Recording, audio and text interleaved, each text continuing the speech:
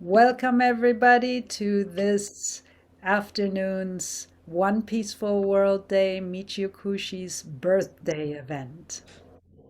Alex. Yeah, good afternoon, everyone, and welcome to today's festivities. I think, as many of you know, Michio Kushi, great educator, macrobiotic teacher, and mentor to many of us, passed away in 2014. So it's been now 8 years. And after he passed away, to commemorate his life and his legacy, uh, those of us at the Kushi Institute at that time, the teachers and the staff, we created what we call One Peaceful World Day. And One Peaceful World, I think, as most of you know, was his uh, dream for humanity, not only his dream, but what he called our common dream, our universal dream, that we all have a personal dream or purpose in life, whatever that may be. But in common, we all share the vision and the hope of a world of enduring health and peace for ourselves, our children, our grandchildren, and all of humanity. So this day is devoted to remembering Micho and to rededicating ourselves to this common purpose. And we have a wonderful program for you uh, this afternoon. It will include a panel of Micho Kushi Peace Prize recipients. What we also did after Micho died to honor him was to create a Peace Prize in his name. And every year, uh, the prize is awarded to one or more macrobiotic friends, long-term teachers, counselors, cooks, parents, whatever it may be, who have devoted their lives to spreading macrobiotic teachings, and specifically for their outstanding contribution to health, peace, and sustainability. And we're delighted this afternoon to have several of our laureates here to share their visions or their views, particularly on world peace. And this includes Bill Terra from London, Virginia Harper from Nashville, Tom Monte from here in Massachusetts, and Jane and Leno Stanchitz from Asheville, North Carolina. And so they'll be sharing with you some of their insights on current situation and where we can go from here.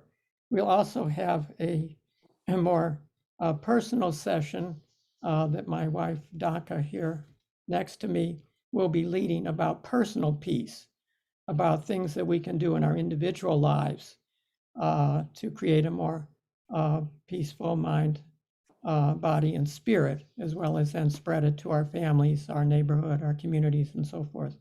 So we'll be looking at peace from really both poles, micro and macro, this afternoon. Then also we will conclude by singing the One Peaceful World song, which has been kind of the unofficial anthem of the macrobiotic community for many years, and particularly this year, following the death of Edward Esco, who composed that song. So we once again want to remember him and his spirit and all that he contributed to the macrobiotic community. So we will sing that song at the very end of our program today. All right, I'd like to begin by sharing with you some materials that I actually found very fortuitously over the last several weeks. I was not looking for them, but I was kind of rummaging through the basement, through some of my archives, looking for some material for a lecture or something that I was giving. And lo and behold, I came across some sets of material that are very, very germane to the present moment. And I'd like to share those with you. The first was what Micho, he wrote this, he called it the macrobiotic approach to creating peace. And it was written in 1986, right at the time, right after the Chernobyl nuclear explosion in Ukraine. So it's very, very apropos to some extent to what's happening today in the world. And I'd like to share with you just a little bit of what he wrote, because he made this as kind of a a statement that he distributed to his teachers and to his associates around the world. Uh, he says, personal aspect to creating peace. Number one, change your attitude to the spirit of peace and oneness. Number two, see both sides. See from the largest possible view. Opposites are complementary. Respect and understand differences. They are relative and ephemeral. Number three, take full responsibility. Vow to make yourself an instrument of peace. Take responsibility for everyone's mistakes. You can make a difference. Number four, practice changing enemies into friends. Help thy neighbors. They are your brothers and sisters. Number five, wish for peace for everyone. Wish for all soldiers' safety. Wish for all civilians' safety. Pray for all passed on spirits. Number six, wish for leaders, best judgment. Number seven, make your biological and spiritual strength better and better. Simplify your lifestyle, your way of eating and thinking. Number eight, take care of your family, make peace every day at home. Number nine, spread the macrobiotic way of life and peace however you can. Number 10, be the first to grieve, be the last to rejoice. Marvel and wonder at all of life's beauty, power, and mystery. That was the personal aspect. In the social aspect, number one, spread macrobiotics. Number two, participate in what he called the technological revolution. First part of that is harnessing unlimited energy resources with no harm to the environment. And just parenthetically, some of you may know this goes beyond what we call renewable energy, solar, wind, and so forth. He saw that as a bridge energy, but he felt there was even larger, much safer types of energy beyond that that need to be developed and cultivated. And then part B, for the technological aspect, was the transmutation of elements to create a world of abundance and enough for all of humanity. And then part three, the social aspect, according to Michio, was the formation of a world federation to eliminate artificial national sovereignty, to establish one world government, and to destroy all weapons of mass destruction, including nuclear weapons, chemical and biological weapons. We're very much involved in creating peace at this level as well as the personal level. And then also, hopefully, this would then lead to what he called the development of Homo spiritus. And that simply means spiritual human beings, which he saw as one of the next stages in human evolution. And number five was what he called creation of a solar civilization. By that, he simply meant going out into the cosmos and that settling or interacting with the other planets in our own solar system would become kind of the next big phase of human development. Okay, so that was 1986, right after the Chernobyl explosion, which of course caused worldwide panic about nuclear war and radiation and the height of the Cold War, very similar to some extent today. All right, now the next document that I actually came across, a little bit shorter, but I'd like to read you just parts of it. This was actually a fax that Michio sent to the teachers at the Kushi Institute at the very end of 2003, the beginning of 2004. And he says in the first part of the fax, it's a 5-page fax, in which he describes all of the places that he has been visiting and lecturing for 3 months. He took a tour for 3 months in Japan and Europe. I think it was his last world tour, actually.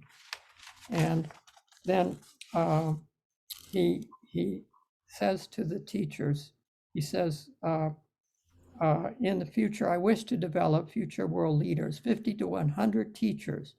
To them, I wish to give all of my knowledge, understanding, and vision of the future of humankind on this planet for the next 10 years. After 10 years, most probably, if the world situation allows me to do so, I will leave you, and I shall enter into my last phase of human life on this planet. So he was very close. He was very close. He died, yeah, exactly 10 years later. And then he goes on to say, I wish to appeal to your heart. The world situation is gravely serious. The existence of humankind on this planet is at stake. And then he lists such things as terrorism, he lists AIDS, he lists viruses, again, very prophetic, as well as many other types of influences. Uh, Point number 2, let us listen to the voiceless voice of the order of the universe. And that's very vintage Michio, very poetic. I'll say it again, the voiceless voice of the order of the universe. Isn't that a beautiful phrase? Point number 3, let us um, uh, be modest and humble in spirit. Number 4, let us be grateful to all experiences that we are having and shall have. Number 5, let us study and work day and night for the future of humankind, our brothers and our sisters, without asking any reward from them. And finally, number 6, let us study and work together. All right, so that was sent by Michio Kushi from Sendai, Japan. And it's interesting that both years for these missives that Michio sent, 1986 and 2004, are what we call number 5 soil years, according to the 9-star key classification. And those of you who have studied 9-star key know that number 5 soil years, in other words, 1 out of every 9 years, are the years that are most likely for world war. And that World War I, World War II, Korean War, Civil War in the United States, all of these started in number 5 years. So the nuclear explosion in um, Ukraine was a number 5 year. And he wrote this last one at the beginning of the 2004 number 5 year. This year, 2022, is also a number 5 year, and we're already in a very, very tragic war in Ukraine, in the heart of Europe, which is threatening to go worldwide in nuclear. So really, this is a very dangerous and precarious time for us all. So these words are especially speak to our heart at this time. All right, so that's Micho's message. I've tried to channel that to you at the beginning of our presentation right now. So I think I'll turn it back over to Bettina, who will now say a few further words and insights. Thank you, Alex. This was really wonderful, fabulous. So, yeah, very appropriate to the time and really wonderful. And happy birthday, Michio. And of course, there is no time, so he every year we can have him be here with us. And Alex definitely brought him back to us, but I think also this information is becoming a little bit more available, not only in the macrobiotic community, but more and more people are aware of, you know, that we are all one and that we have to look at it from that perspective. And while thinking about peace, I feel that peace is not something static or dogmatic. It is ever changing, ever active, needs ever attention, and hopefully ever evolving. And simultaneously, it is the love of peace and not the hate of war that will bring about peace, in my opinion. Now, Henry David Thoreau's civil disobedience message was to prioritize one's conscience over the dictates of law and dogma. He criticized American social institutions and policies, especially in regards to slavery and also in regards to the Mexican American War. In Germany, we would call the civil disobedience Ungehorsam der Liebe, which means something disobedience due to the principle of love. In other words, in my opinion, sometimes we have to distance ourselves from trends and currents in our world because we realize that this may ultimately not be good for us either individually or as a collective. We don't always have to say yes to everything that is presented to us by government, media, the collective. And believe me, I know how hard it is to say no. Many times in our lives, we make compromises and we compromise thus our own true axis to the detriment of our being, losing our inner and outer axis and our energy also in the process. But when we draw the line and say no, there is power in the word. There's power in the word no because we can clearly say that something is wrong with that which we see or experience. So, separating ourselves from things that aren't good for us is really an act of self love.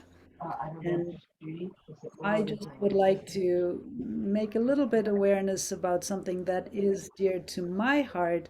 I'm not sure if you're familiar with the World Economic Forum. Ladies and gentlemen, please mute yourselves. Thank you. Uh, because it's really hard for me to monitor everybody. Okay, so the World Economic Forum has planned something for humanity for 2030, which is only 8 years away. You can find all of their goals and plans when you Google World Economic Forum. Their goals are beautifully packaged and designed and sound good if you don't take a closer look or take a moment for deeper thought. But in my opinion, upon closer inspection, one can see that they seek total control over all humanity and every single human being and every aspect of life. And for example, in one of the videos that they have up there, in the first 30 seconds of their videos, they present a very handsome young man smiling at you. And the narrative is, you will own nothing and you will be happy. And then, later on in the video, it goes on to say, and everything you will need, you will rent. So my question is, okay, uh, I own nothing, but I will have to rent things from whom? Who's owning everything? So this is only one of the inconsistency that I see in this whole system. And while they have lofty, wonderful goals like the one world government, but I think there can be different kinds of one world government. Some that are really having the heart of the humanity in or the best of humanity in their hearts, and some that are really all about control. And so they also want to, have a world social credit system, depopulation, control of population growth, chip people, digital ID, only state education for children, abolition of private enterprises, private transport, ban on natural, non-synthetic medicines, etc. But please, make your own assessment. But in my opinion, it is important that we distance ourselves from plans internally and externally that we disagree with, and at the same time starting to get together with heart-minded people so that humanity will not be reduced to biological robots, but the knowing with a capital K that we and the planet are so much more than just physical beings. We are spiritual beings, divine beings, all connected with everything, with each other, everything in the universe, and part of the divine.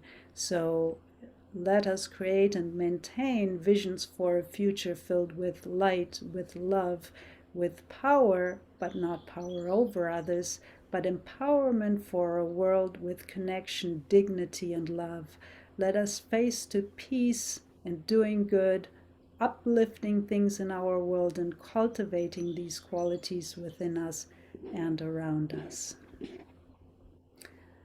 Thank you. And that will be my part of it.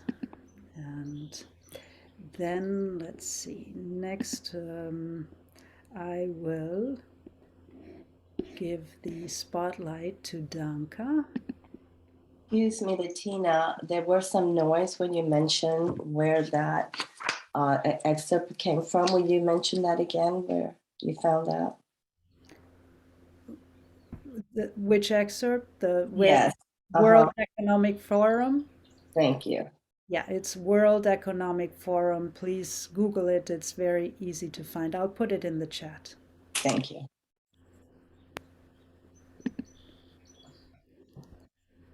Thank you, Bettina, very much. And thank you for your very deep words. Um, now I would like to focus a bit more on the personal peace in our life, because it's true that, especially nowadays, there are so many terrible things that are happening in the world, and it won't probably stop very soon. And these things are, of course, having a profound impact on us. But yet, I find that whether we actually live a peaceful and happy life depends often much more on what kind of life we are living, like what are our personal relationship with our family, our friends, our colleague, people that we meet every day in our life, and with ourselves, of course. And that was, like Alex already mentioned, an integral part of Michio's teachings to create peace in our personal life and spread it in our surroundings, and thus create a spiral that will eventually result in a more peaceful world. So I would like to open a discussion, or rather personal sharing of tips, what kind of practices you do, or what kind of things makes you, each other of you, like peaceful, and so that we can inspire each other and make our lives more peaceful and happy. And I would like to start with a few things that makes me peaceful. And one of them is feeling thankful for the people that are in my life, and for wonderful things that happen. So it makes me feel much more content and happy. And the other thing is praying. Like, when there are terrible things happening that you can't really influence, then you can always at least pray and send some kind of good vibration that everything will be all right, and imagine that there could be actually a positive outcome. Yeah, and I rely then on the forces of the universe, that they will bring these things to manifest in my life, and so strengthen these vibrations. And I find that chanting is also very powerful. We found with Alex that many times it had very good results, right? We were hoping for something to change. So I would like to ask you if you would like to share some tips and inspire others how they could improve their life and make them more peaceful.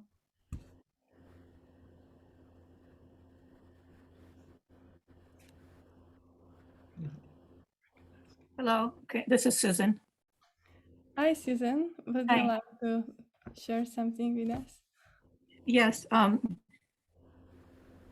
from the belief that I follow, which is from Kashmir, Kashmir Shaivism, and in yoga philosophy of the different philosophies, Kashmir Shaivism is, by reports of the great scholars of yoga philosophies, the epitome or the top, and as far as understanding. So it's brought me more peace than any of the other yoga paths that I've been involved with. And the main part of it is meditation, and the other main part I would say is the breath. Everything comes back to the breath that connects us with God consciousness. And it's the meditation we do is 24/7, but the sitting meditation would be maybe 2 hours a day at dawn and at dusk. And it's a 4-part breath where you follow the breath, and at the place where it turns, when you breathe out, you focus there. And when it comes back in, when it's to turn again, you focus between the eyebrows. And so this would be continuous throughout the hour of meditation. So it would be about an hour. And during that time, things shift and become it's a very different reality that you experience. You can experience, I think you're closer to your God nature, so you can feel it because it's tangible, it's kinesthetic. You can feel it in everything and in people. And so I'm more aware of the divinity of people because I'm actually getting closer to the divine as my breath becomes more refined. And so that would be my practice. One could look up Abhinavagupta, from the 9th or 10th century, and Keshmir Raja, Vasagupta. The scriptures in Kashmir Shaivism are just so helpful to constantly refer to and to study. So I do, that's, so that would be it. Thank you. Thank you very much, Susan. Yes, these all teachings are so deep, right? And it's amazing what you can achieve with such very simple exercise. Thank you very much. Very simple. And then one thing is, in Kashmir Shaivism, there's also an accent on following the breath all the time, because that would be the thought-free state, and learning one-pointedness through whether you're washing the dishes or going to the bathroom or driving.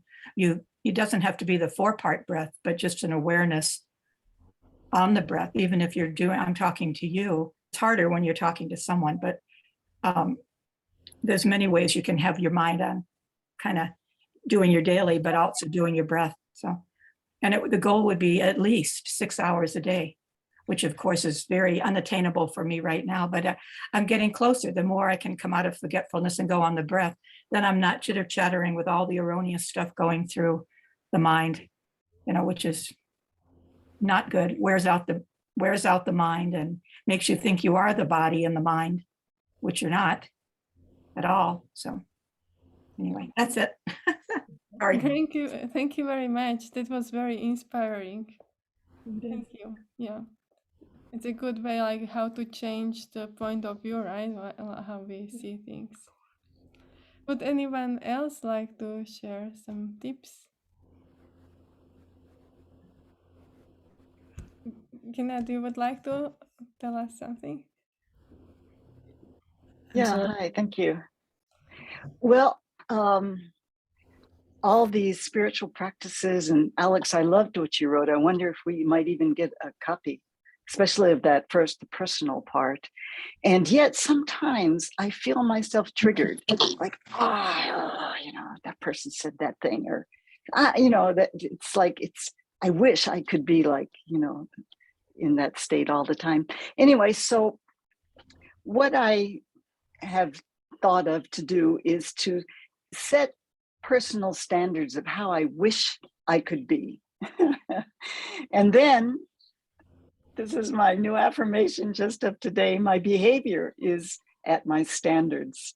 So just to remind myself, yeah, because, you know, I get triggered, you know, things happens like, and I know it's all projection. I know if someone is giving me some kind of opposition, then there's something in me that whatever that is, I've got it in me because I feel it. You know, it's basic 101 stuff. And I love the idea, Alex, you mentioned about the front and the back of whatever it is that I'm feeling, I can turn it around and do the opposite. Just have to keep reminding myself. So that was this is like, you know, my latest, my latest affirmation. That's all. Thank you very much, Kina. That was a great tip. Yeah, it's very good to put things like out so we can remind ourselves all the time. It's so easy to forget. We think about this, then we make all these kind of good plans how we would like to change, and then we just forget about it at the first, you know, first time that we should actually apply it. Yeah, thank you very much. It was very inspiring. Would anyone else like to share their practice with us?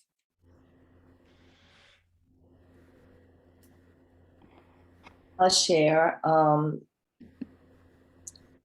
The thing that changes my energy the quickest when I need to be at peace is to get out in nature or have movement, because we get so stuck in our heads. And I love what Vinod said about it is projection. Where does projection come from? It's the thoughts and our rumination that go on in our head all the time. And so when I don't have that or want that ability to spend a lot of time in analyzing what's not giving me peace, I create a change in vibration. And one of my biggest and easiest is just get outside, to get outside in nature, because nature has no judgment. And I just get out there and use the breath and walk or be still. But that's a big one for me. Thank you very much, Virginia. This was a wonderful tip. I love your statement, nature has no judgment, right? It's so true. Thank you. This is a great tip to do and quite like easy to do, right? Like just go out and clear the mind and get back to yourself, connect with the nature.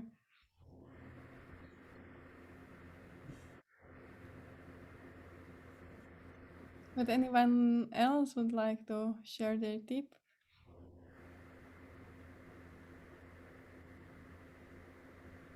Oh, Hi, hello. Lina. Hi, Hey, Lena. my name is Lino Stankic. I am microbiotic for quite a long time, and I practice microbiotic, and that's one of the best way to teach. How do My- you get peace? Excuse How do me. you find peace? How I find peace, I breathing, controlling my breathing. I find out breathing is the most important thing I do. And the next one is chewing. When to eat, chewing. If you chew slow, the food also becomes slower, and your thinking becomes clearer and more appropriate. At least with me, you know. Of course, everybody got their own system, you know. Also, what you eat and what you drink is very important. So these are the way I control myself, my thought, my behavior. And also to spread microbiotic, I do it as much as possible by showing a good presence. So we are going to very difficult times, but with microbiotic is much easier. So thank you very much for listening to me, and I'm looking forward to seeing you in person, or at least to hear you anytime you want to talk to me. Thank you. Bye now. Thank you very much, Lino. Lino is a Peace Prize winner. So yeah, thank you very much for reminding us the importance of chewing well, choosing our food wisely, and about the breathing and spreading macrobiotics by our own example. So very important, all of these things. Okay, thank you very much, everybody. And You're welcome.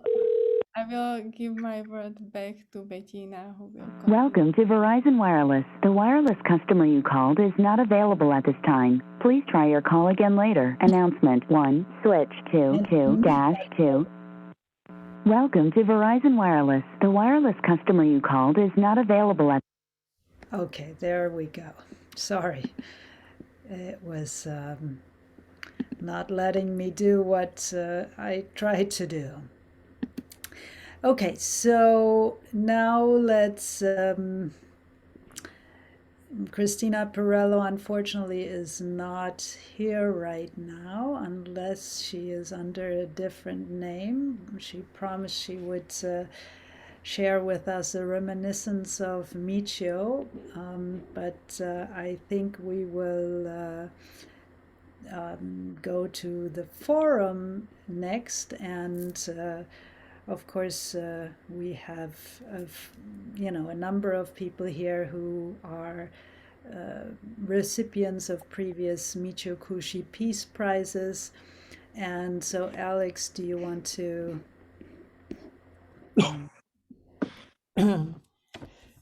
Yeah, just by way of introduction, as I said, the Michio Kushi Peace Prize was set up right after Michio died as a way to honor his life and his legacy. And in fact, we gave the first Peace Prize to Shizuko Yamamoto, who was a great teacher, friend, colleague from Japan, best known for her shiatsu practice and teaching, but also a wonderful cook. She was also actually at that time a board member for Planetary Health, which is the sponsor of today's event, nonprofit educational organization. She was actually very, very active on the board until she passed away. And so we honored her with the first Michio Kushi Peace Prize. In fact, we had to give it to her posthumously because she passed away just as we were making the award. Then the second year, as I recall, we gave the award to Representative Dennis Kucinich, who was a macrobiotic member of Congress from Cleveland. And he had come to the Way to Health program at the Kushi Institute and recovered from Crohn's disease and some other things. And he became one of our staunchest advocates at a national and international level. In fact, in Congress, some of you may recall, he led the Peace Caucus for many years, opposing the war in Iraq and calling for the end of weapons of mass destruction. And anyway, everywhere he went, he introduced himself as macrobiotic, and he was the one who introduced the proposal for a Department of Peace, a cabinet level office to offset the Pentagon, and that would be consulted for all foreign affairs. And it's too bad that has not yet come into fruition. We certainly could use that today, as the world is very unfortunately inching toward another great catastrophe. And then I think the third year we gave the award to Neil Bernard. Dr. Bernard, you may recall, is the founder of the Physicians Committee for Responsible Medicine in Washington, D.C. He's a pioneer researcher in diabetes and many other diseases, showing how a plant-based diet can help to reverse and prevent, as well as increase longevity. He's a wonderful colleague and friend of ours. And then Dr. Maggie Cottrell, longtime macrobiotic physician from New York, now living in Florida, who's what, 94, 95 years old. She's senior even to Lino at this point. She received the award, and she's still going strong, very active. And then I think what was it, the following year, then Bill Terra received the award. Bill is a longtime acrobatic pioneer who helped found Erewhon with Michio and Aveline. He was the first director of the Kushi Institute. He founded community center in London, been tirelessly active for many years, and he'll be speaking in a few minutes. And then following that, Lino and Jane received the award with Michael Potter, who is the founder and president of Eden Foods, who was unable to be with us today. But Jane and Lino will be speaking again also in a few minutes. So, and then Virginia Harper and Tom Monte received the award last year, and we're happy that Virginia's here. I believe Tom is also planning to join us a little bit later. All right, so why don't we start out now with Bill Terra, and we'll give each of our speakers, up to 10 minutes, 5 to 10 minutes to say whatever they would like. And then at the end, if we do have a little bit of time for Q&A, we can do that for the panel as a whole. So Bill, if you're there, why don't you take it away, please? I am here. Can you hear me? I can hear you, yes. Good. Hello, everybody. Nice to see so many familiar faces and also unfamiliar faces. And Bettina, I'm sure that you'll be happy to know that the conference, the latest World Economic Conference is happening in Davos, opens today. Yes, I have. The world is being organized while we speak, right? So everything will be all right by the end of the week, folks. The money people, the politicians have all got it worked out. You don't have to worry, don't do anything, just lay back and enjoy. Watch a movie on television, eat a vegan dessert, just have a good time because it's going to be fine. It's all going to be worked out. Well, we know that that's not true. Oh, dear. So peace, what does peace mean? One of the first definition in the dictionary says that it's a freedom from disturbance. And it's tranquility, right? Freedom from disturbance. Well, that seems pretty unattainable, actually, to be free from disturbance, all disturbance. I mean, there's lots of disturbance there. Look at, Ganat was just talking about, things pop up, they disturb you. And some things, contrary to what some people believe, I believe that disturbance is a really good thing. It prompts action, right? If we don't have disturbance, we don't reflect, we don't act. And so a little bit of disturbance is really great. But sometimes that disturbance gets out of hand. And I think that some of the things that we're seeing in the world right now are so disturbing that they really require a lot of action and a lot of response on our part. And one of the things that is disturbing and blocks our tranquility, perhaps, when we're not doing our own meditative or spiritual practices or whatever, is what's happening with the environment around us. And what I want to talk about here is making peace with planet Earth, because this is the biggest challenge that we have. We talk about the war that happens between individuals and that happens between countries, but and those are important, and we need to do everything that we can to work to promote peace on a social basis.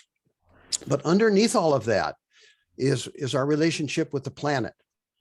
And this, in many ways, may be fundamental to some of the social aspects and political aspects of war that we see.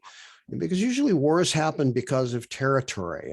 What is territory? It's Earth, it's planet, resources, what's under the Earth, what's on top of the Earth. Right now, this particular war in the Ukraine is holding up food supplies all over the world. And food supplies here in Europe are going up very radically because Ukraine is a major producer of wheat.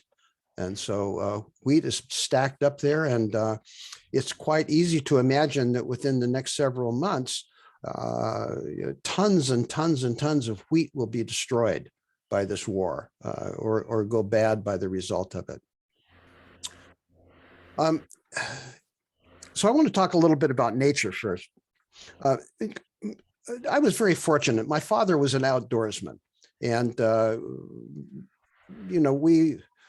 whether he was in the ocean or whether he was up in the mountains, that was where he was most happy. He was unhappy when he was in confined spaces. He was a commercial fisherman, and when he wasn't fishing, he wanted to go up in the mountains. And I only saw him cry on a couple of occasions. And one of the first times that I ever saw him cry, he and I were on a dusty road in the Sierra Nevada mountains in California, and we had looked on the map, and there was a place where we could park a car, and then we could pack up into the high country and go up to the lakes that were up there. And we were driving on this road, and we turned around a bend in the road, and in front of us was a moonscape. It was just a desolate, miles and miles and miles of trees that had been upended. There was nothing there. The whole forest had been cut down to the earth. And my father slammed on the brakes and pulled over to the side of the road and jumped out of the car. And he just stood there with his mouth hanging open. And he was not a person who was shocked easily. That's his picture behind me, actually. You can see his picture there on the on the windowsill. You can't see my mother; she's faced in the other direction. But he became very, very angry. He said, I won't tell you what he said actually, but basically he was cursing the greed that produced that devastation. And he knew, and he gave me a talk about it. And when we got into the high country, he talked more about it, that forest would never come back for hundreds of years. Even then, even in the best circumstances, that forest was gone. It was gone. Now, since then in my life, I've been to many places, different parts of the world, and I've seen this devastation firsthand, both in the oceans and in rivers and in the mountain areas. And it is devastation. And there's something about the environment that it's taken billions of years for the cosmic forces that we talk about a lot, and whether we call them God or whether we talk about them as the Tao or whether we talk about them as the universe or whatever, these cosmic forces created this planet, and this planet is those cosmic forces. We can't disassociate ourselves from that. When we talk about a tree or a bush, that's God, that's nature, that's everything, that's the universe right there. We are it. See, so the environment that we talk about, or that you hear people talking about, is not out there. The environment is in here. We are the environment. We are linked inextricably with the environment. Every day, in every way. We will not be here without nature. And that's a simple thing. And we hear about this all the time in the newspaper. I get a couple of newspapers every day, and I look through them online, and oh boy, are they filled with lots of concern about the environment. They're very, very concerned. Right? And some experts say that it's only going to take a few decades before the environment is unlivable, even, and certainly to the next generation and the next generation. And some say that there's solutions out there that can be found for these problems with science or technology. And business leaders who are leading now in Davos in Switzerland, drinking martinis and having a good time and talking about the problems of the world, they want to figure it out with politics and technology. which we know won't work. They're not going to work. And the reason they're doing that is because they say to fix the environment would cost too much. It's like saying it costs too much to be alive. It costs too much to breathe. For goodness sakes, Lino, stop doing those breathing exercises. It's too expensive. It's too expensive. Stop, cut it out, right? We can't afford that loss of income that's out there. But it's not out there. It's in here. So basically, when we talk about the environment, we talk about peace. The war that we're fighting is a war with ourselves. And the cost of the war is everything. Everything. Nobody knows why we feel the way that we do in nature, for instance. Virginia was saying about talking about going into nature. Yes, people go into nature and they feel good. Oh, wow, I just feel so good. They stand on the seashore, or they stand in the woods, they stand by a river. They think, oh man, I feel so good. Why? The scientists come along and they measure and they say, no, it's because of the negative ions, and it's this and it's that and it's the other thing. But you can show a picture of nature to people and the same thing happens. So what the hell is that about, right? No. Well, what that's about is that's where we come from.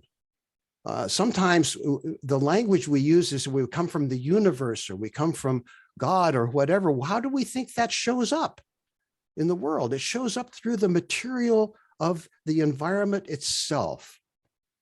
And that transformation that happens, which is so fundamental in macrobiotics, it's so fundamental that we do it every day. Every time we eat, we're taking in the environment.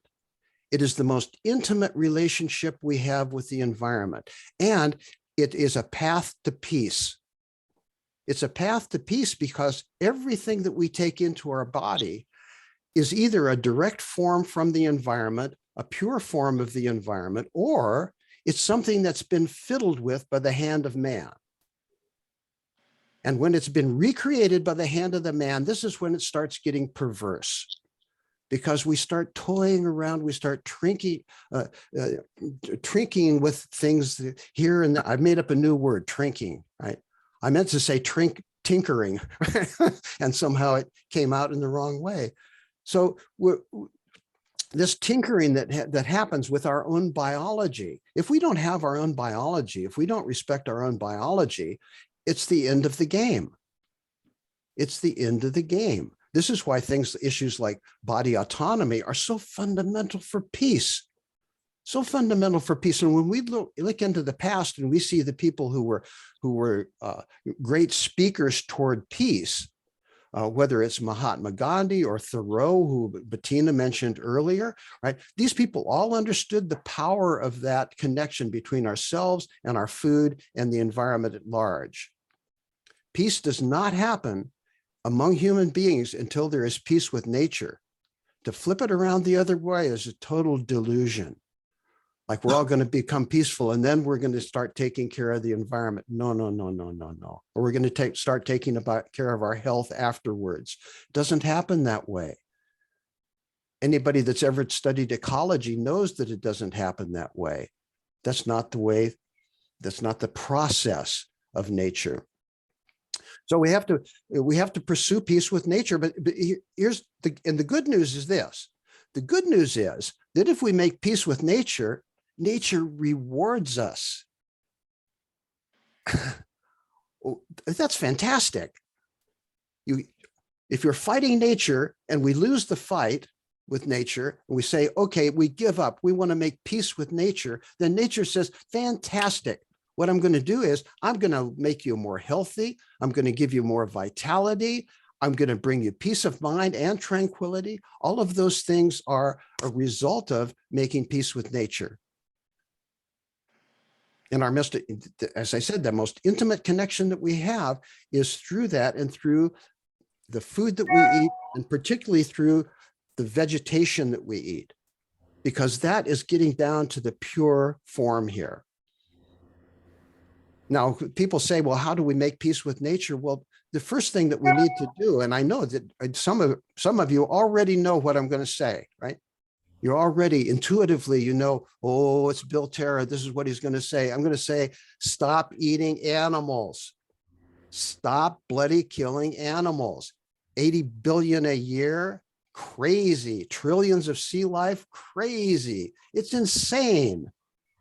When we see that the results of that, and when we add on top of that, the result of the normal agriculture, industrial agriculture, we see that this is all about food. My God, we're tearing the planet apart. We're making war with nature because we lump the taste of certain kinds of food. What could be more childish? See, you know, in order to win the war with ourselves and to make peace with nature, we have to grow up. We have to become adults. Many of you that are on this call had children. And you know that when your children were growing up, right, sometimes you had to make sacrifices for your children because it was the right thing to do. You wanted your children to grow up in a particular way. And so you were willing to sacrifice certain things, certain pleasures. Maybe you wanted to sleep on the couch on a Saturday and they wanted to go to the park. And you said, okay, we'll go to the park, right? Why? Because you wanted the children to have the benefit of that. You made an adult decision. Sometimes adult decisions are bad, are difficult. Right? They're hard to do. Sometimes you have to, you know, reprimand your children. Well, if the child within can't be reprimanded, we're in really big trouble. And it's the child that within that keeps us in these habits of consumption, whether it's our food or whether it's the things that we buy, whatever it is, whether it's we want to buy, you know, airline tickets to go to some city here, you know, in England, because there's cheap airline tickets that are subsidized by the government so that the airlines can do that. The fuel is subsidized. People that don't have any interest in history at all will fly for a weekend to some place like Prague from London. They go to Prague. And what do they do when they're in Prague? They sit in bars in Prague and drink beer for the weekend. That's a major activity in the weekend. Maybe they walk across a bridge or look at a cathedral, right? Not a 20-minute trip, right? With somebody telling them where they are and what they're doing, right? That's it. There's no adult decisions being made. And so the adult decisions are really important. And I suggest that one of the guidelines for the best adult decision is ahimsa. Do no harm. Do no harm. So if we eat well and we chew our food, like Lino said, and we breathe, right? Do all of those good things, that we may think that that's not going to be enough, but it is going to be enough, because the next thing we have to do is communicate that to as many people as possible. If you communicate that to as many people as possible, and then things can happen, because we have to start Well, from here. I will ask you to wrap it up in. I did just then. I just wrapped it up, right? So thank you a lot. It's really nice to be here. I may be off a half an hour before you end, and so I'm sorry if it seems rude, but that may be. Thanks a lot. It's good to have you. Wonderful to have you here. Thank you. All right. So next, let's go back to Jane and Lino. If Jane and Lino wish to say a few more words.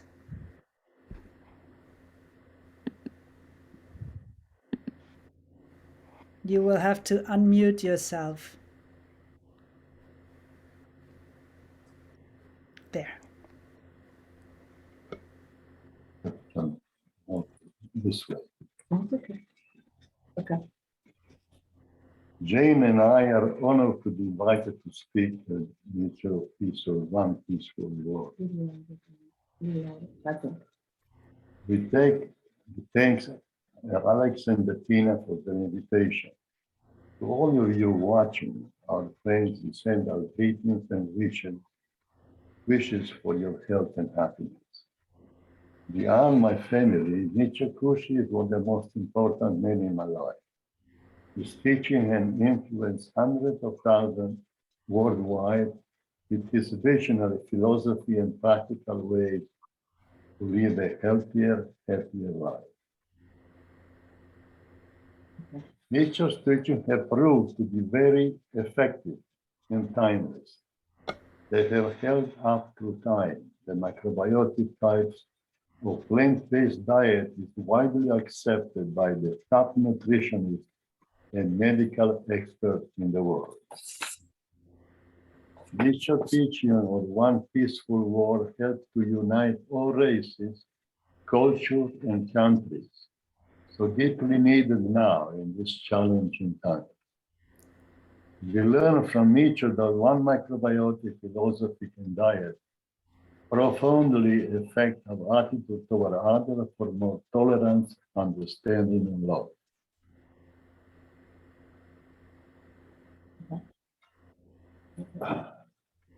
I'm deeply honored to Michio and Avani for their devotion and love of humanity. They have made a tremendous difference in the world and also in our lives. Jane and I watched the video of Martin Luther King accept the Nobel Prize. Among the wise words he says, men must evolve. We must reject revenge, aggression, and war. The foundation of this method is love. Peace is more precious than gold, silver and diamonds. Michio was a man of peace. I searched for a way to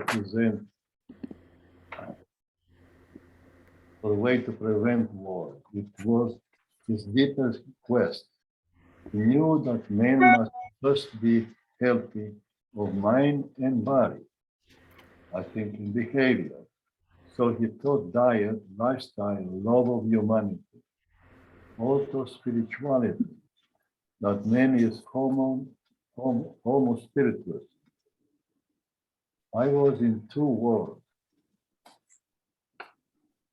Let us all be peacemakers. Beat sword into plowshares. Work for peace. Share healthy ways. Spread macrobiotics as much as you can. Love and care for one another as brothers and sisters. To all your friends here today, may you achieve great health and happiness. May we all work together for one peaceful world in ourselves, our family, our community, our country, and the whole earth. Thank you very much for listening, and hope to see you in person someplace, sometime. Thank you, Lena. You're welcome. Jane, are you going to say a few words as well? Yes, please, if there's time. Yes, absolutely. Okay. They don't see So, you. I know, I'll come over a little bit. So, had Michio Kushi not come to America in 1949, it's very likely Lino and I would not be alive today.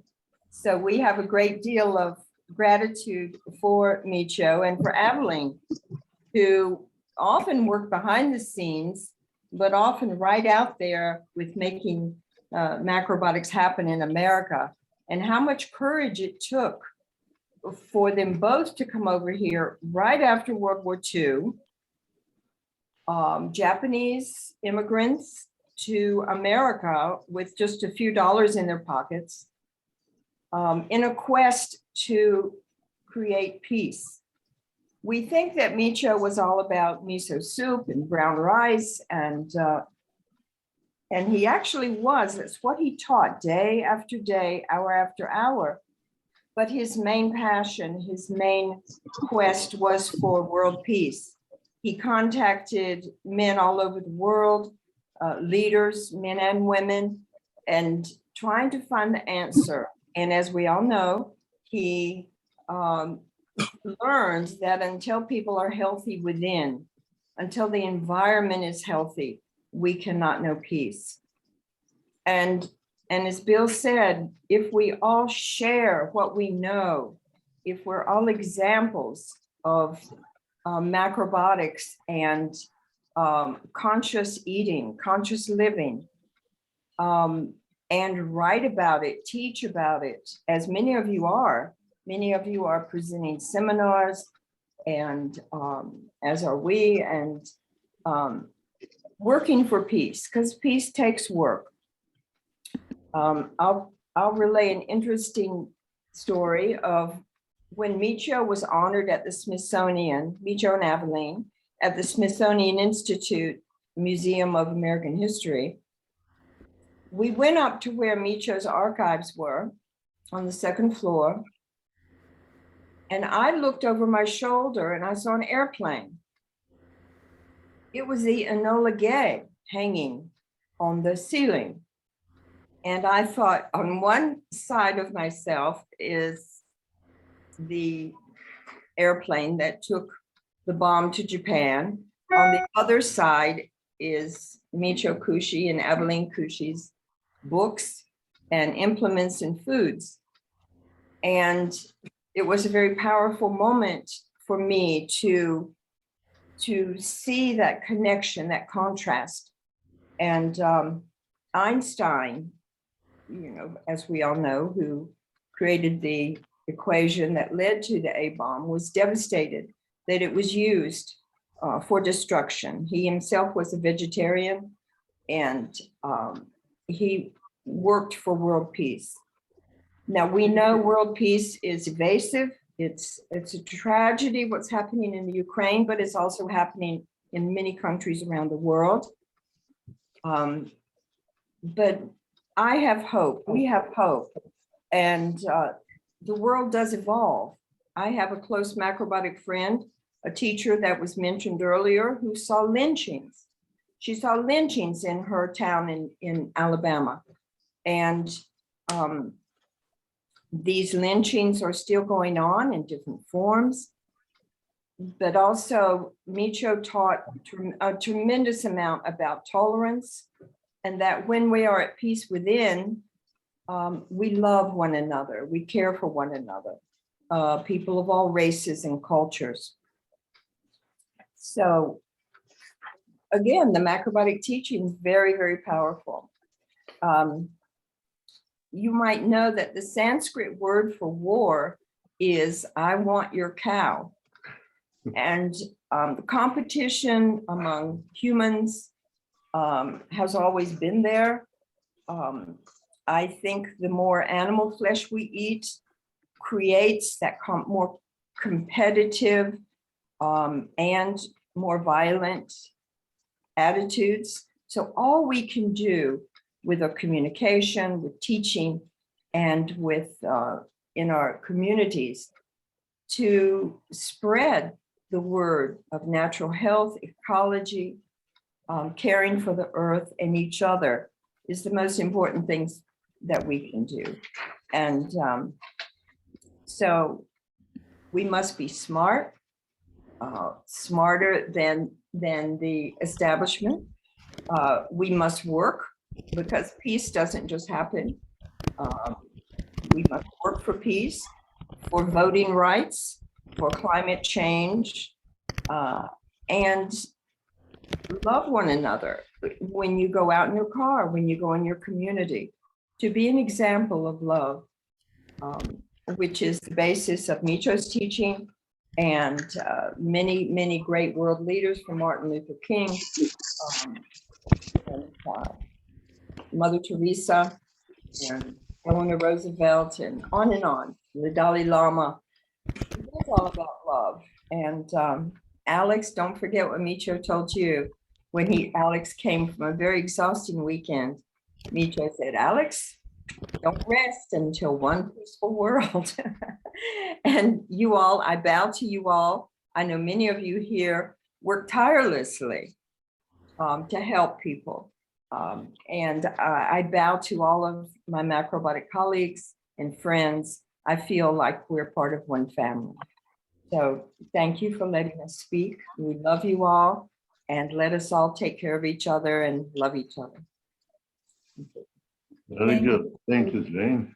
Thank you. Thank you, Jane. Thank you, Lino. That was wonderful. Thank you for joining us. Thank you for sharing your piece with us and your love. Here. All right, next let's go to Virginia. Virginia. Yes, I unmuted. Yeah. Well, thank you for all those inspirational words.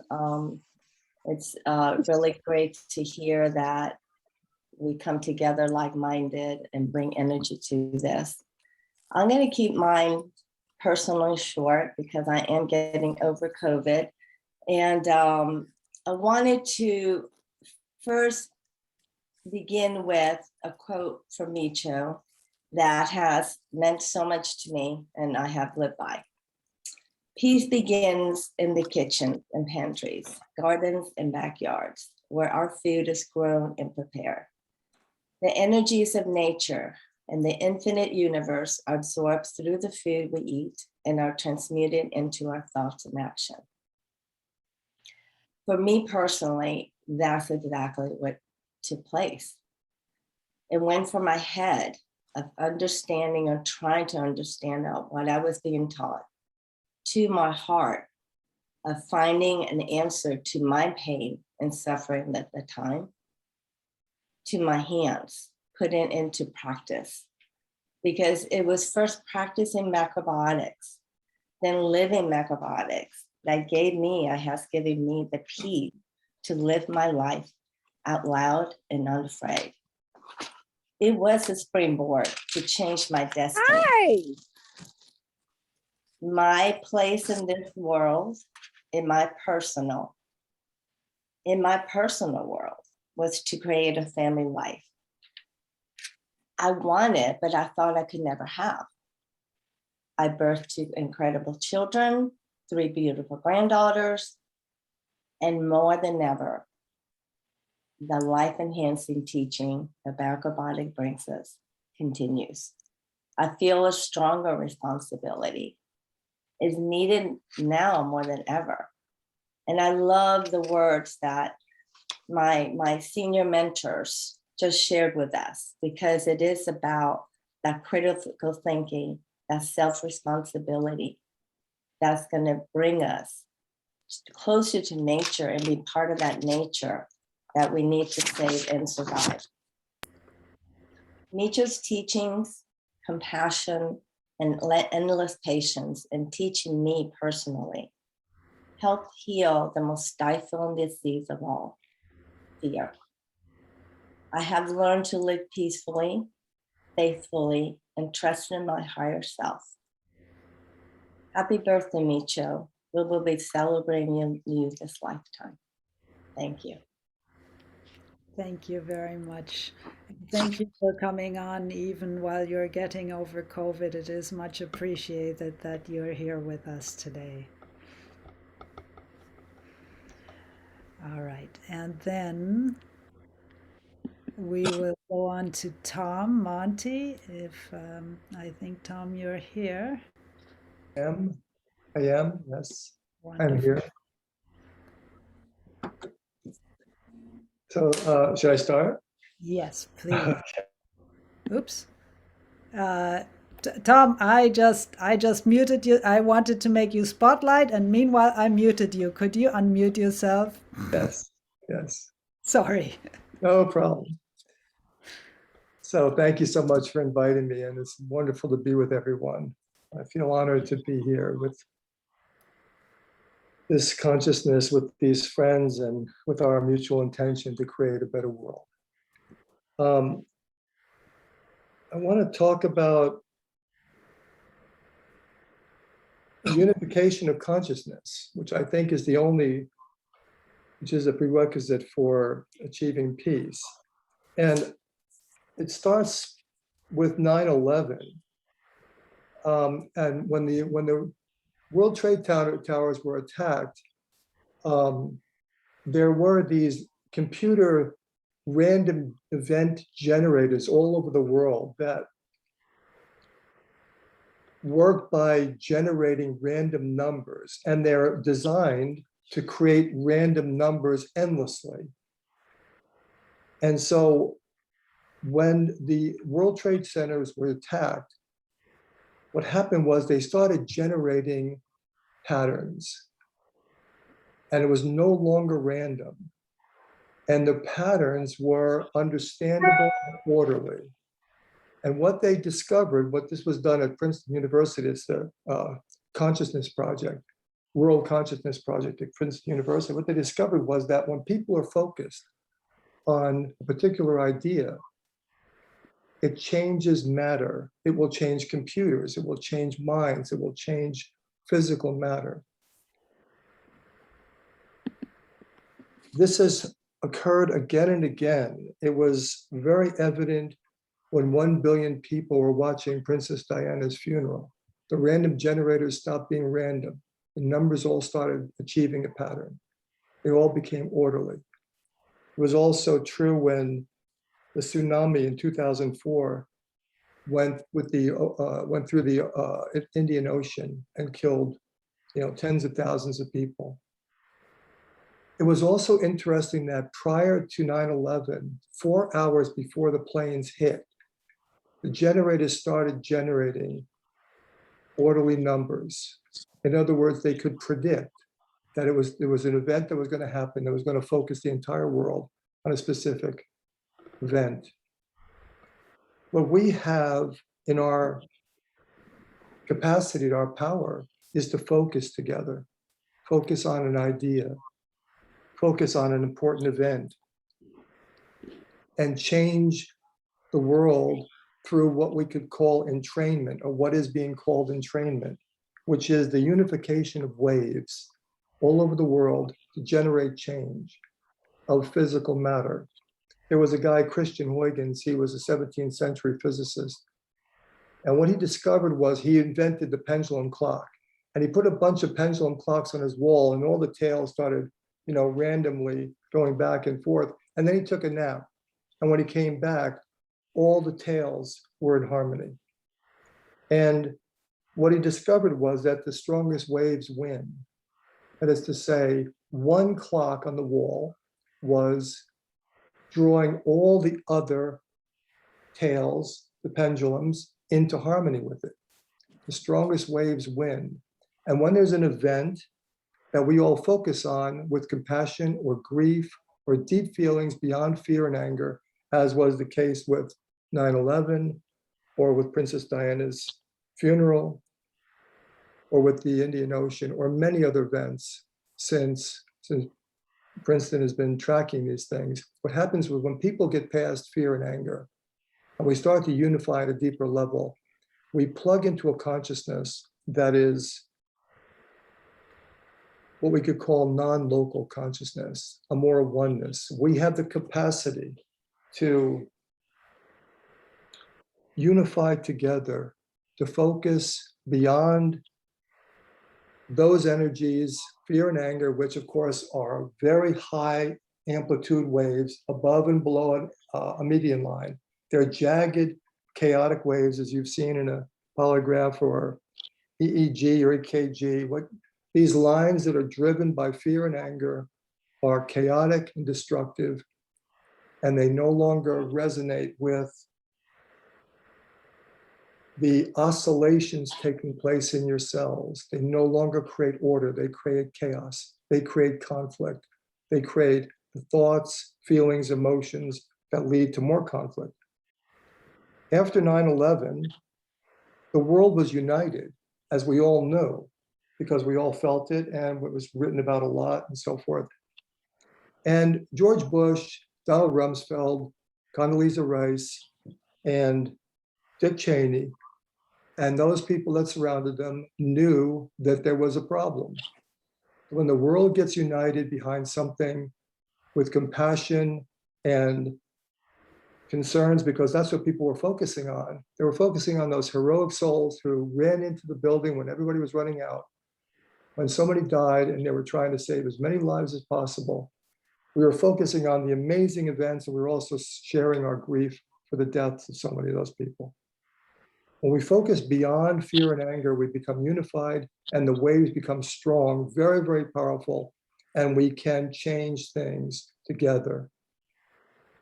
So what Bush did, of course, was he started putting out lies about Iraq and about weapons of mass destruction and about Saddam Hussein being behind 9/11.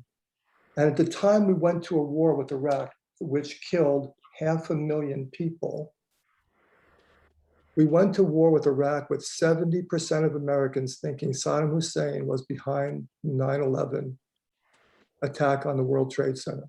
70%. Even though the evidence at that point, a year before Bush gave his State of the Union message, a year before that, when he said Saddam Hussein and Al-Qaeda was behind that attack, a year before, all the things he had said were refuted. So the American public can be deceived. And of course, that's what they have to do. They have to separate us. They have to cause division among us. As long as we're divided by the claim of racism, of bias toward gender, all these isms that they can use to divide us, we lose power because consciousness has no power in a state of conflict. This is why the food is so important, because partial food creates conflict, whereas whole foods create unity within us, and it makes for stronger waves. But we must eat in a way that strengthens our clarity and our waves, and simultaneously we must work for the unification of consciousness among us all. It happens naturally. When we have a conversation with someone and we empathize with that person, we start to understand or feel the priorities or the concerns or the beauty or the talents or the priorities for happiness in that person as if they are our own. There is lots of research on this. University of Mexico, University of California at Berkeley, scientists have discovered that when you put two people in a chamber, a Faraday chamber that will not allow any other waves to enter, any electromagnetic waves to enter the chamber.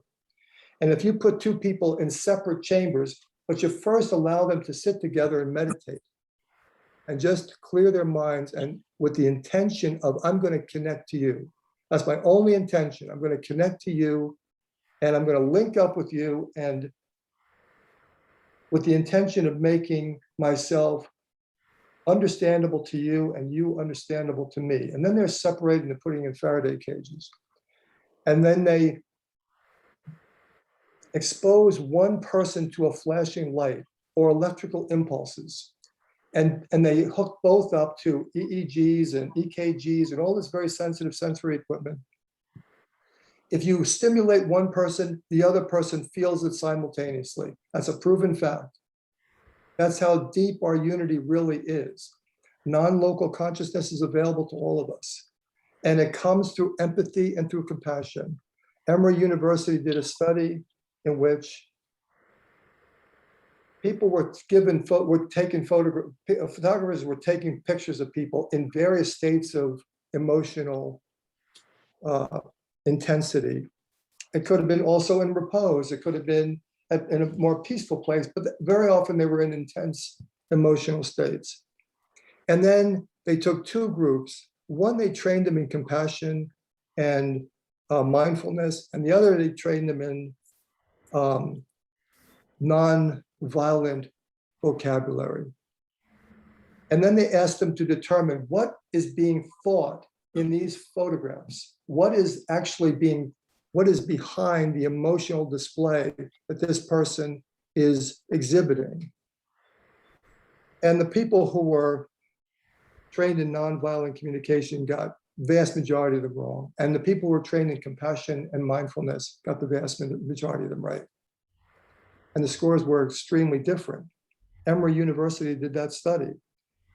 What was discovered more and more is that compassion, empathy, allows us to enter non-local consciousness and become aware of what others are feeling more clearly and awaken to our unity with each other.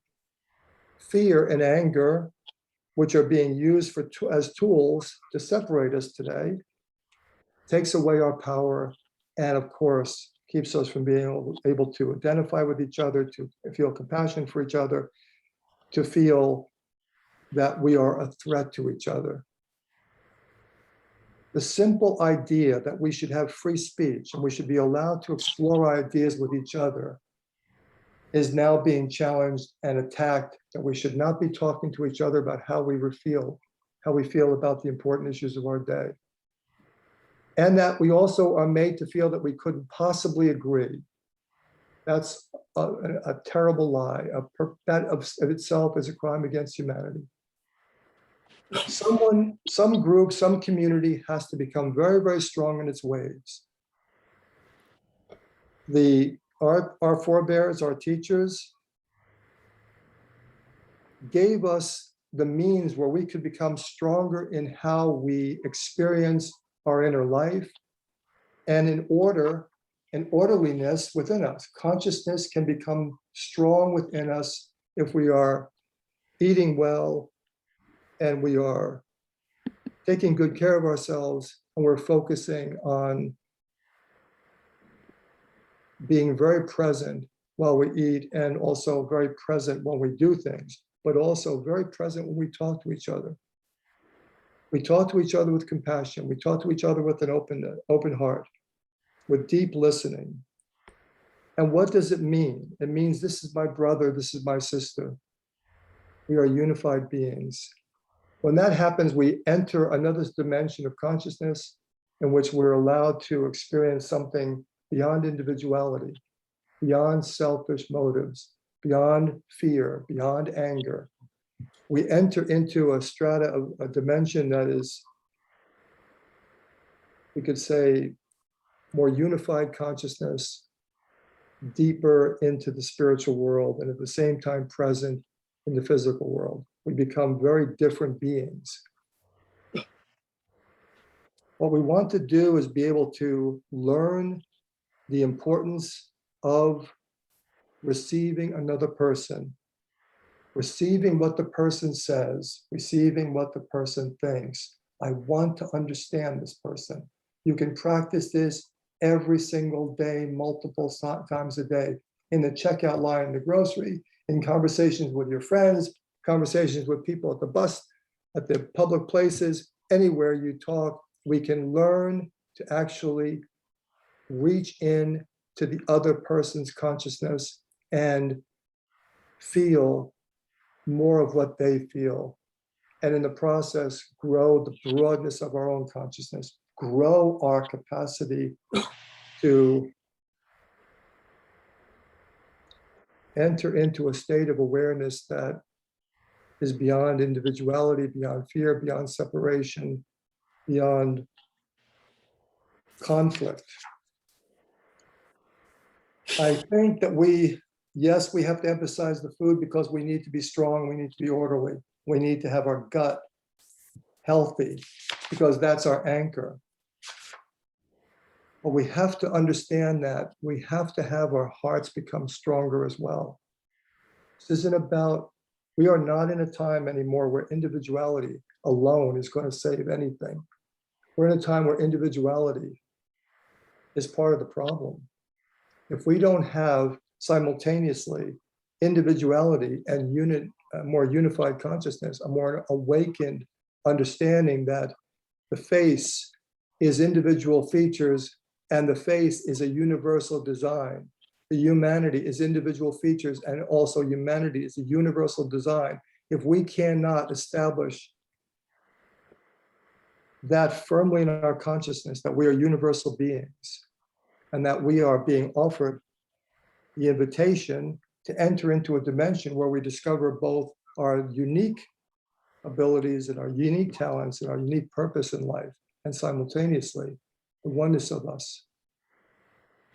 If we don't do that, I fear for the future. I'm not committed to that fear, of course, because I'm committed to something else. But we must spread a larger message that says, in effect, what we must do in the individual moments is awaken to the presence of love between us all. among us all and support each other in this way. Let the other speak. Let yourself be heard. Don't be censoring, but be gentle with one another and open to each other's inner truth. And what will happen is the stronger ways which you are, which you possess, will draw the other one into a dimension where he or she understands through osmosis what you know, what you understand, not just from your words, but by the strength of your own being. And I'm asking us to consider that your spirit is stronger than any ideas of separation that we must overcome duality as opposed to be in it too deeply that we have to defend our ideas, defend our point of view.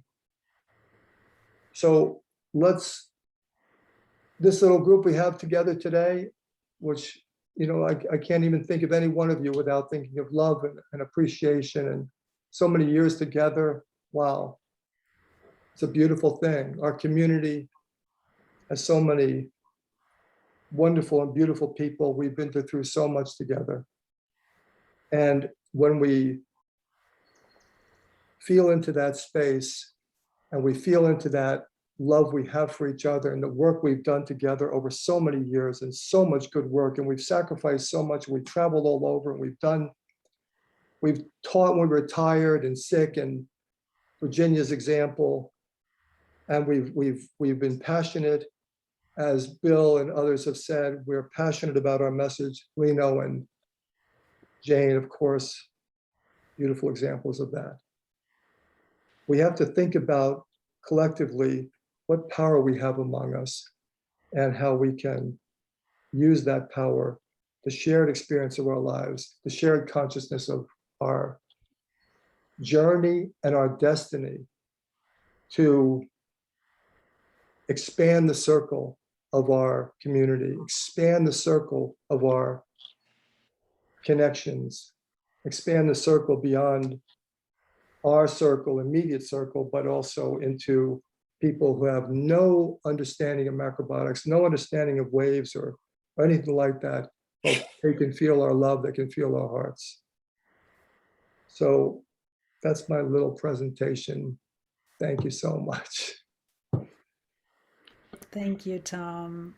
That was another wonderful presentation, and thank you for sharing all of that, which will hopefully allow many people to, cultivate these qualities within them so that we can go in that direction of unification, which both Michio talked about, Alex was reminding us of that, and many of the speakers have reminded us that we are in connection with everything. We are not just this singular focus, but we are everything around us as well. And so I think this will wrap up our the part of second here. This will wrap up the part of our various presentations. We just have a few more things that we would like to share with you. Of course, we also have the Macrobiotic Summer Conference coming up. And so let me share a little bit about our upcoming conference with you. We have, as usual, many lectures and cooking classes over Zoom in the online Macrobiotic Summer Conference, which will take place from July 20th to July 24th. And a varied program on all, kinds of different topics, including also restoring the planet, like desert greening by John DeLue. Danny Waxman will be part of it. Bill Spear will be part of it. We will have Bob Carr from the Czech Republic join us with palm diagnosis, Susan Krieger with another lecture on Chinese medicine, ghost and spirit points. We have also, many of you may remember Abraham Ort, who is a meteorologist, but also was a shiatsu massage therapist and craniosacral massage therapist at the Kushi Institute.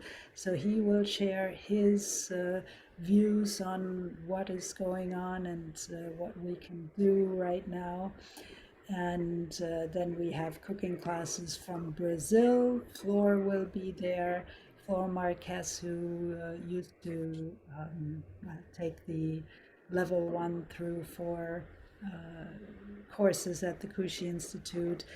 Also, Alex's daughter from Russia, Maria Ivanov, will join us with another cooking class.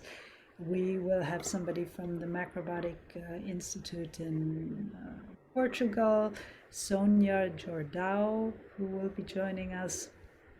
We will have Don Ludwig, Cooking for Metabolic Health After 40, who was the founder and owner of the Epicurean Academy of Culinary Arts for a long time in Texas. And Amber Maisano, who used to be the kitchen manager and cooking teacher at the Kushi Institute also. And Danka will also join us. Alex, of course, will share another wonderful lecture on diagnosing world leaders. We will also, of course, have the Peace Prize and Peace Forum. And I am also particularly thrilled to have Christina von Drein and Nicola Gode, an interview with both of them. Christina von Drein, very much, in my opinion, is a very advanced soul, just like Michio was, all can understand on much grander view and much more in depth than many of us. So she really comes from the unity consciousness. So we can, ask her questions, and I'm very excited about that. She's a young lady. She's maybe 20 now, but very young. And many of the younger generations are, already very advanced souls that are coming in, that are helping us in our world to make a change in this world for this unity consciousness. So so that is, and of course the early bird runs out by, Alex, is it, what did we say, end of May? Is that right? June 21st. Sorry, I was wrong. June 21st is when early bird is running out. So that is our upcoming conference. Then we have one other event that we're thinking about doing, and we would like any of your input. We are considering a in-person retreat early fall, when we have the beautiful fall here and many people come for leaf peeping, so to speak.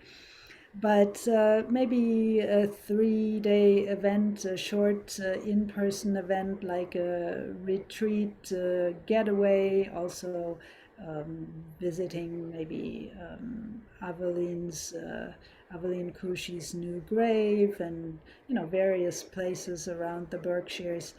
So if you would consider joining a live event, we would very much like to hear about it, and you can either send Alex or myself an email, or, which is even better, you could even right now, just send a message via the chat and say, yes, I would like to participate.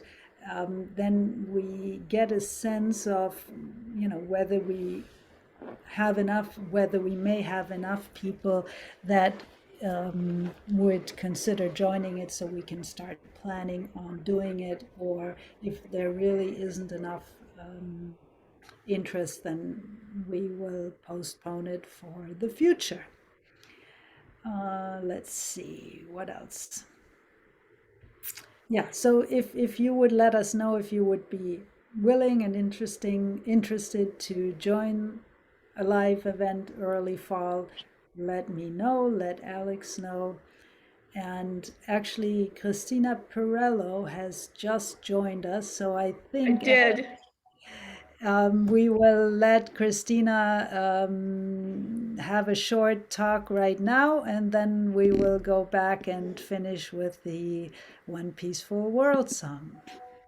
So I apologize to you all. I was filming until 7:30 Italian time. So I'm so sorry to be late. I know that you guys asked me to speak about Michio, and because I'm filming, I'll tell for us the most famous story we have about Michio, which is we were in Philadelphia hosting him, as we often did. And after working all day, conferences and consultations, we were at dinner at a Chinese restaurant at this huge table, and it was maybe 10 teachers plus Michio. And Michio was, as usual, drawing on a cocktail napkin the order of the universe and the spiral of life, and talking and talking. And suddenly he looked up, I was across the table, and said, maybe in 5 years, cooking macrobiotic food on television. And I thought, what? What are you talking about? And he said, yeah, 5 years. 5 years, nearly to the day, our show launched on public television, cooking macrobiotic food on television. So the joke between Michio and I became, every time I would see him, he'd say, how are you? And I would say, I don't know, how am I? And he would tell me something else that would happen. And my experience of Michio, my entire macrobiotic life, was that he always was supportive of the choices I made, always lectured me about being too direct, but always gave me great advice, opened my eyes to so many things. And while I know he was, like every one of us, flawed and had his faults, Michio was for me like a dad. And I will be forever grateful for the gifts he gave me in life, not only the tools to save my own life, but the tools to build the life that I live now. There's no way I would do what I do on TV if Michio hadn't taught me what he taught me, and took me under his wing and showed me how to do so many things, and how to find my voice, and how to speak, and how to be true to what he taught us. And I don't know what else to say without getting sort of emotional, but I think of him nearly every day. I will always carry him in my heart, and I will always, always, always be grateful for all of the gifts that he gave, not only me, but all of us, every single one of us that even says the word macrobiotics or teaches anything to do with natural living and healthy living, owes him everything, nothing short of everything. And while I've had many teachers that I'm grateful to, Michio for me will always be my dad in the clouds. So that's it. thank you very much. Thank you for joining us even after a I'm long. sorry to be late. It worked out. It just worked Yeah, out. right. And now I'm going to go chill and relax, because tomorrow we have another 12-hour day. You enjoy. Have a wonderful filming. Bye, guys. Thank you. Ciao. So,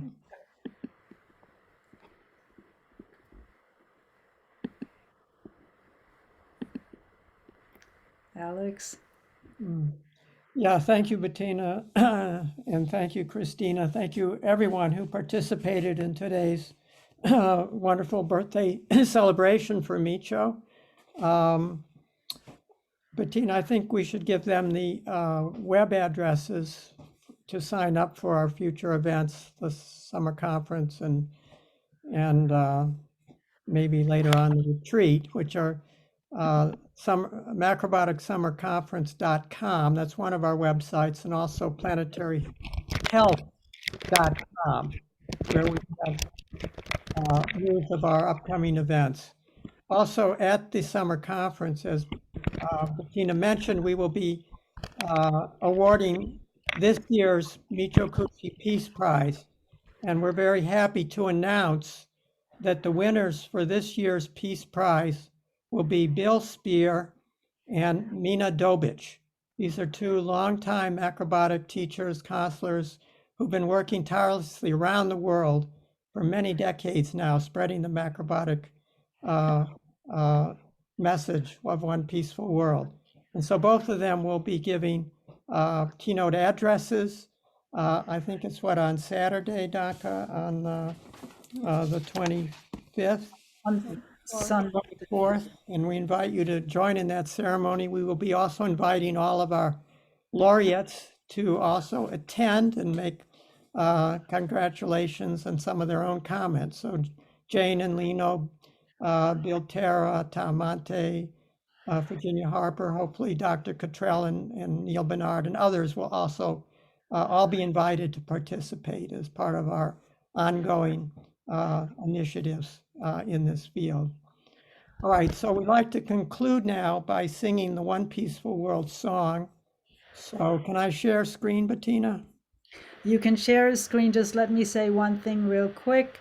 So I put into the chat macrobaticsummerconference.com planetary health, as well as the direct Eventbrite link if you wish to sign up through Eventbrite. So you can copy that link right now and go and sign up if you wish. All right, go ahead. All right, so we share the screen now. You can share the screen.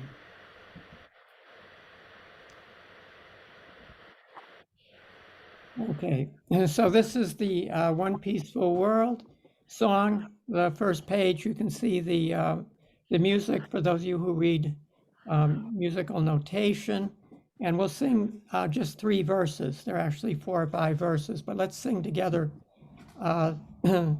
3 verses. So Daka, we're gonna. Yeah, please, we will sing together, but please, everybody mute themselves, because otherwise it would, technically just be kind of a mess, as there is some kind of delay in the sound. So so we will sing together aloud, and you can join us, but please be muted.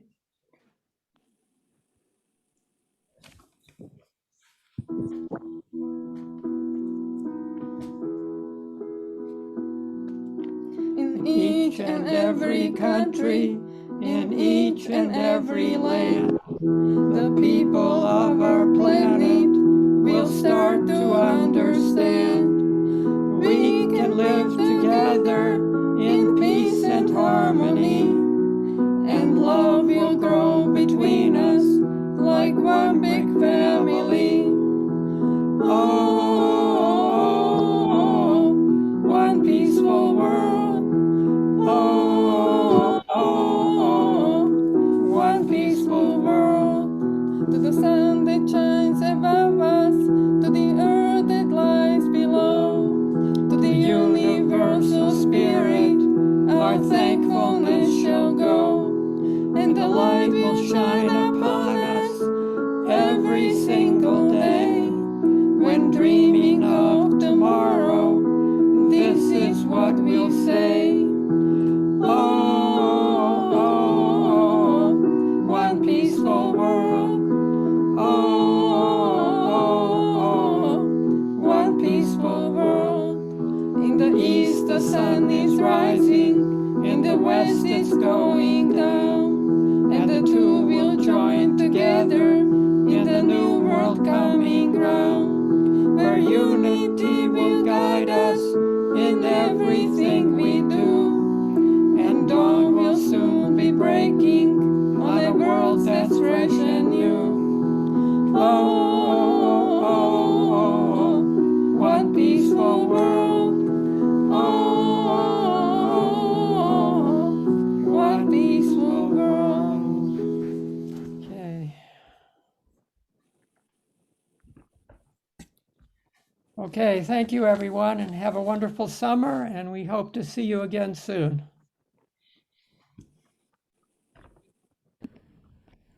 Thank you, everybody. Bye-bye. Take care. Thank you for all your wonderful sharings, and it really feels like community. It's really wonderful, and thank you. In the summer. All right. Okay, Thank say you. it now. Say. What you want to Bye-bye. say? Say it. Bye. Bye-bye.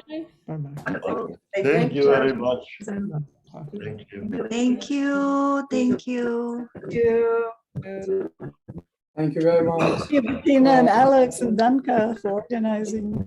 Thank you, Gana. Thank you, Alex and Danka and Bettina. And hi, Ganat, everybody. Yay. See you in the summer. Hello, across the ocean.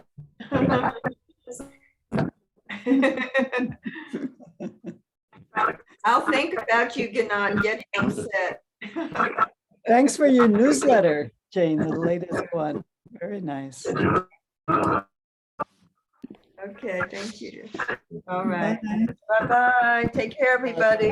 Oh, thank you. Bye, Lino. Bye, Jane. Bye, Lena. Bettina. Bye.